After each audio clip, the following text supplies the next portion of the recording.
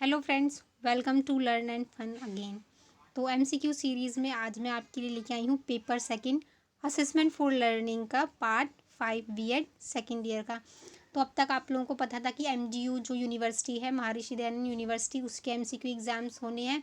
लेकिन अब नया नोटिफिकेशन आया है सीआरएसयू यूनिवर्सिटी का कि उनके भी एमसीक्यू बेस्ड एग्ज़ाम होंगे। आप लोग यूनिवर्सिटी की वेबसाइट पर जाकर नोटिफिकेशन में चेक कर सकते हैं। ठीक है, आप लोगों के भी एमसीक्यू बेस्ड एग्ज़ाम होंगे जो भी सीआरएसयू यूनिवर्सिटी वाले स्टूडेंट्स हैं।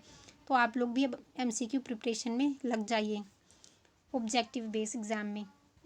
तो आज मैं ये आपके लिए वीडियो लेके आई हूँ, आप सभी के लिए बहुत ज़्यादा हेल्पफुल होगी।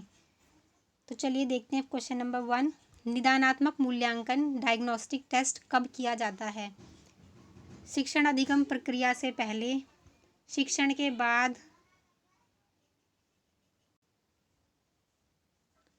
सत्र के बाद, या इनमें से कोई नहीं। तो हमारा इसका राइट आंसर हो जाएगा शिक्षण अधिगम प्रक्रिया से पहले। जो टीचिंग होती है उससे पहले बच्चों के लेवल को जानने के लिए इसका प्रयोग किया जाता है।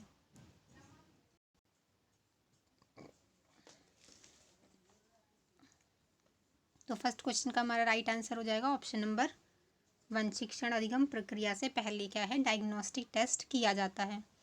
निदानात्मक मूल्यांकन क्यों किया जाता है? विद्यार्थी के स्तर तथा कमजोरियों को जानने के लिए, विद्यार्थियों के मूल्यांकन के लिए, आकलन के लिए, या मूल्यांकन के लिए।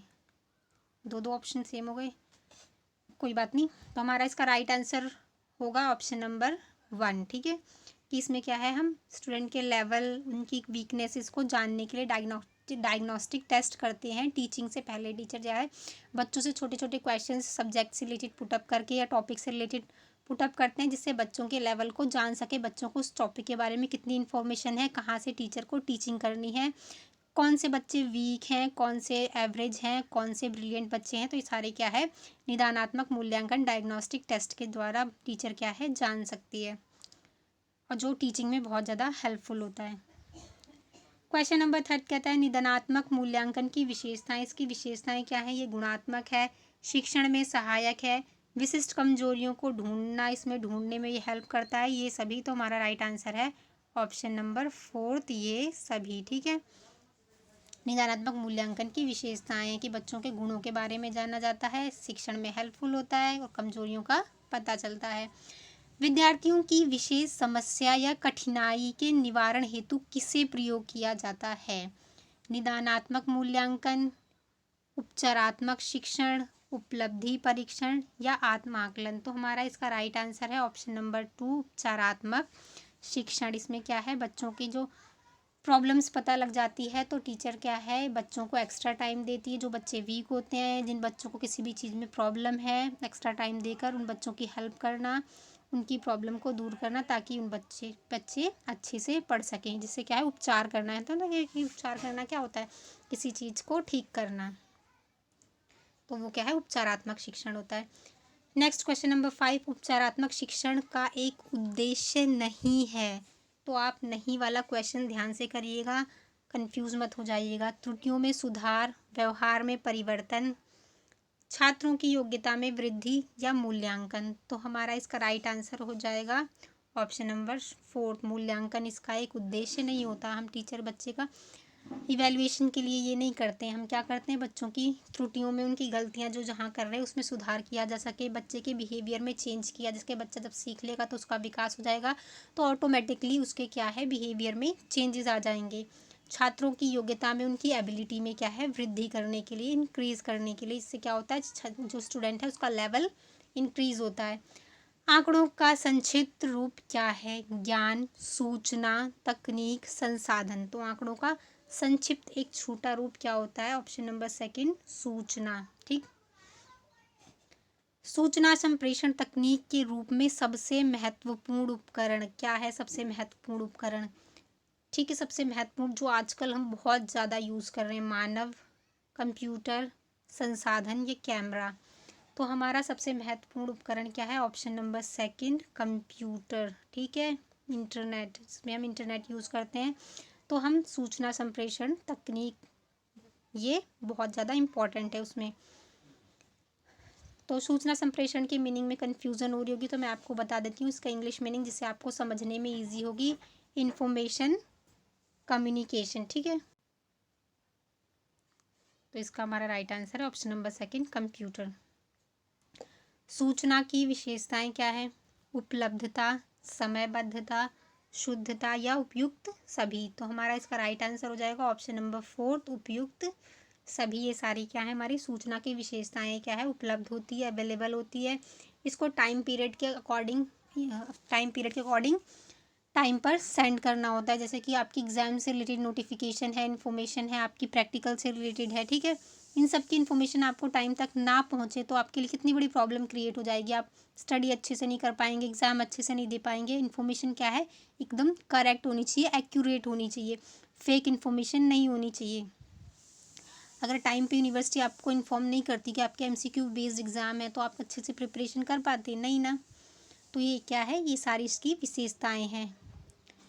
सूचना संप्रेषण तकनीक के लाभ, इंफॉर्मेशन कम्युनिकेशन टेक्नोलॉजी के लाभ क्या है, ठीक है। क्षेत्रीय सीमाओं में कमी, कम कागजों का प्रयोग, एक तथा दो या इनमें से कोई नहीं। हमारा इसका राइट आंसर है एक तथा दो, ठीक है। क्षेत्रीय सीमाओं में कमी हुई है, इससे क्या होता है कि आपको कहीं की किसी भी एरिया की इन्फॉर्मेशन मिल जाती है और आपकी इन्फॉर्मेशन किसी भी एरिया में पहुंच जाती है। आप इंडिया में बैठे हैं, आप अमेरिका की, जापान की, किसी भी कंट्री की इन्फॉर्मेशन ले सकते हैं आप, और अदर कंट्रीज़ के लोग आपकी इंडिया की इन्फॉर्मेशन ईजिली पा लेते हैं, ठीक है, मिल जाती है उन्हें, ठीक है। कम कागज़ों का प्रयोग, आज पहले क्या होता था, इन्फॉर्मेशन कोई भी नोटिस सेंड करने के लिए आपको लेटर सेंड किया जाता था, ठीक है। तो अब क्या होता है, सब कुछ आपके ईमेल पर या फिर उस एरिया की उसकी वेबसाइट्स पर इन सब इन्फॉर्मेशन को लोड कर दिया जाता है या आपको मैसेजेस सेंड कर दिए जाते हैं, ईमेल कर दिया जाता है। इस तरह से इन्फॉर्मेशन सेंड हो जाती है। तो इससे क्या है, कागज़ों के प्रयोग में कमी आई है, जिससे क्या है, पेड़ की बचत हो सकती है। सांख्यिकी शब्द की उत्पत्ति कैसे हुई? लैटिन भाषा के स्टेटस शब्द से, इटालियन भाषा के स्टेटिस्टा शब्द से, जर्मन भाषा के स्टेटिक्स शब्द से, या उपयुक्त सभी। तो हमारा इसका राइट आंसर हो जाएगा ऑप्शन नंबर फोर्थ, उपयुक्त सभी। ये अलग अलग भाषाओं के अलग अलग शब्द से क्या है, सांख्यिकी उत्पत्ति हुई है। तो ये आप अच्छे से याद कर लीजिएगा, कंफ्यूज मत होइएगा, ये बुक में दे रखा है, ठीक है। लैटिन भाषा के स्टेटस, इटालियन भाषा के स्टेटिस्टा, जर्मन भाषा के स्टेटिक्स। तो ये तीनों याद कर लीजिए, कोई सा भी आपको एग्जाम में ऑप्शन में दे सकते हैं, ठीक है। ये इंपॉर्टेंट क्वेश्चन है। नेक्स्ट क्वेश्चन कहता है हमारा क्वेश्चन नंबर 11, सांख्यिकी से तात्पर्य क्या है? आंकड़ों का मूल्यांकन, आंकड़ों का संकलन, वर्गीकरण, संक्षिप्तकरण, आंकड़ों का निर्वचन, प्रस्तुतिकरण या विश्लेषण, या ऑप्शन नंबर फोर्थ में कहते हैं सेकंड या थर्ड। तो हमारा इसका राइट आंसर हो जाएगा ऑप्शन नंबर फोर्थ, सेकंड व थर्ड। इसका क्या है, सांख्यिकी से तात्पर्य है। इसमें क्या होता है, आंकड़ों को संकलन इकट्ठा किया जाता है, उनको वर्गीकृत किया जाता है, अलग अलग फॉर्म में डिवाइड किया जाता है, संक्षिप्तकरण उनको शॉर्ट फॉर्म में किया जाता है। आंकड़े जो सारे इधर उधर बिखरे रहते हैं उनको इकट्ठा करके एक अच्छे वे में लिखा जाता है, जिससे आप इजीली उसे समझ सकें, ठीक है। फिर उसको प्रेजेंट किया जाता है, उसका विश्लेषण किया जाता है। जैसे कि आप एग्जांपल ले सकते हैं कि बच्चों का रिपोर्ट कार्ड, टीचर के पास क्या सारी इन्फॉर्मेशन होती है, बच्चे की अटेंडेंस, हर टेस्ट के मार्क्स सब अलग अलग इधर उधर पड़े होते हैं, तो उनको एक जगह इकट्ठा करती है ना टीचर, रिपोर्ट कार्ड में फिल करने के लिए। बच्चे की अटेंडेंस परसेंटेज कितना है, FA1 में उसके कितने मार्क्स हैं, FA2 यूनिट टेस्ट में, क्लास टेस्ट में, और उसके सेमेस्टर 1 में कितने मार्क्स हैं, फाइनल एग्जाम में कितने मार्क्स, सबको क्या है एक जगह इकट्ठा करती है उस रिपोर्ट कार्ड पे, फिर उसे प्रेजेंट करती है टीचर, ठीक है। और फिर उससे क्या है, उसका विश्लेषण किया जाता है कि बच्चे ने कितने परसेंटेज प्राप्त की है, उसका स्तर क्या है, ठीक है। तो इस तरह से सांख्यिकी का उपयोग होता है शिक्षा में। सांख्यिकी की उपयोगिता है, कहाँ कहाँ उपयोगिता है इसकी? प्रशासन में है, अर्थशास्त्र तथा बैंक में है, व्यवसाय में है, या ये सभी। तो हमारा इसका right answer option number fourth है, ये सभी, इन सभी जगह सांख्यिकी का उपयोग किया जाता है, ठीक। तो आई होप ये आप आज की वीडियो, आज के 12 क्वेश्चंस आपको समझ आए होंगे। आपको पसंद आए, समझ आए हो तो प्लीज़ लाइक ज़रूर कीजिएगा, अपने फ्रेंड्स के साथ शेयर कीजिए, उनकी हेल्प कीजिए, ताकि आप अच्छे से प्रिपेयर कर सकें अपने एग्ज़ाम के लिए, और अपने फ्रेंड्स की भी हेल्प कीजिएगा। Thank you so much for watching.